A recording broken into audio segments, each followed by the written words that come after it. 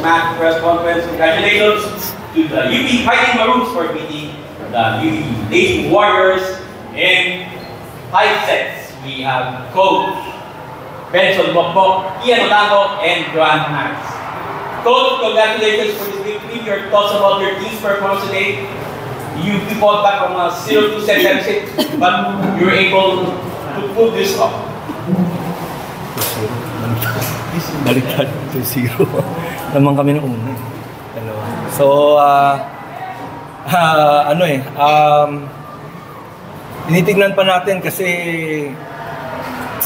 kailangan makapag-adjust sila sa venue. First game of the season, of course, coming into the season, excited yung mga players. Hindi pa nila alam kung what to expect. Hindi rin natin alam kung ano yung changes ng UE since nawalan sila ng mga players. Kung ano yung gagalawin nila.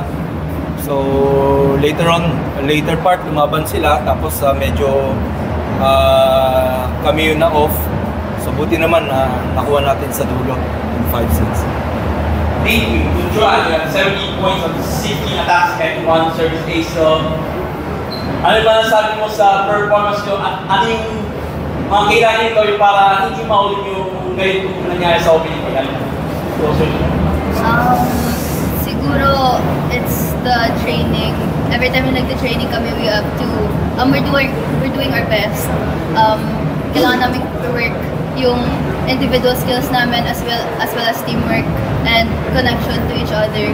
And sa win today, it's everyone, it's teamwork, and also sa tulong ng mga coaches to guide us through the game. Thank you, Ian. What can you say about your first game sa college level? Ano mo pwede mo bang ilabas para siyempre maging gandang takbo ng season ng Fighting Maroons? Sa first game ko talaga naramdaman ko yung kaba. Kasi iba pala yung iba yung venue na ganito kalaki, tas madaming audience. And siguro sa mga next games, kailangan ko po maging matapang at matalino. Okay, thank you. The floor is open for questions. For Coach Yuan, na course ng paano nyo lang ginalma yung mga players na gawin maraming bata? Sa tingin ko, kalmado sila from first set to fourth set. Kaya kami umabot ng 5 sets. Kung mainit na sila at lumaban na, tingin ko, mas nakuha nila mas maaga. Nakita natin yung spirit ng 5th set. Gusto na nila, nanghigil na. Pero hindi natin nakita ng mga previous na sets. So, nag-a-adjust pa talaga lahat. Hindi pa natin alam ma-expect. Yun lang, ang next natin is maghahanda lang sa mga susunod na laban.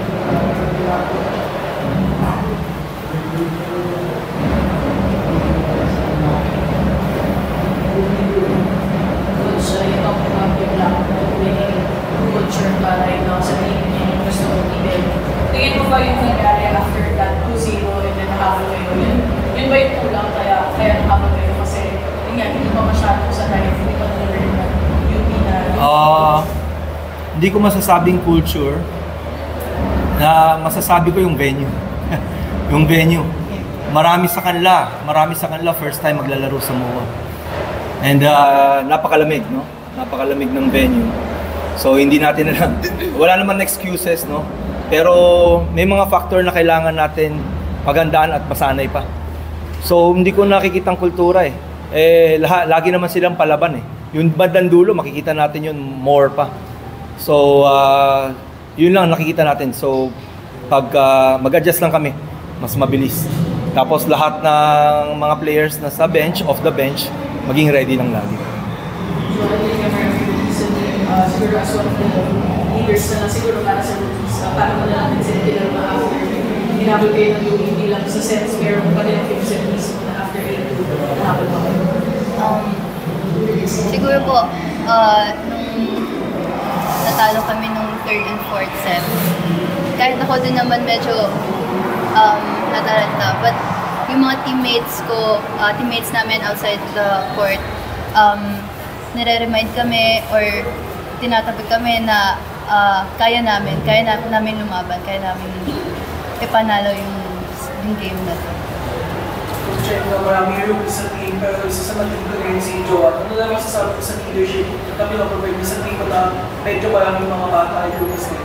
Yeah, so far, marami sa kanila pwede mag-step up eh. Not necessarily yung may mga experience. Even the rookies can step up, can be a leader inside.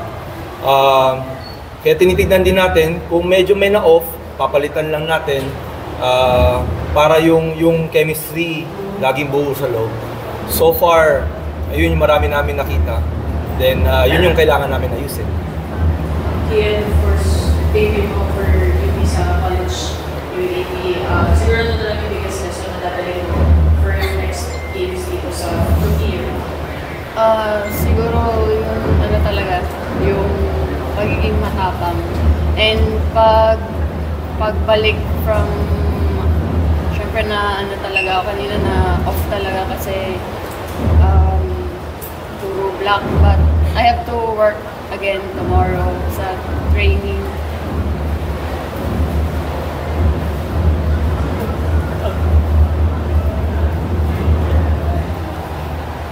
Coach will play next against FU.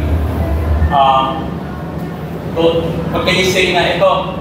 From the shadows of former assistant ka ni Coach Ramil now to your first head coaching job. So, ano yung natutunan mo dito sa first game na to? Especially UAE. Alam nyo, marinig nyo siguro palagi ang first game ng season napaka-importante. Kailangan marinig nyo lagi doon. So, buti na panalo to, sana magtuloy-tuloy.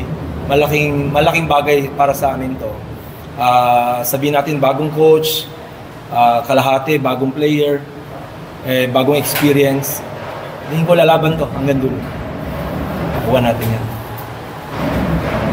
Thank you, Coach Benson, Ian, and Rob. Thank you. Thank you. Thank you.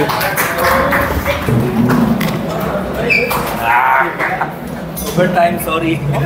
Thank you, Rowan. Thank you po. Thank you.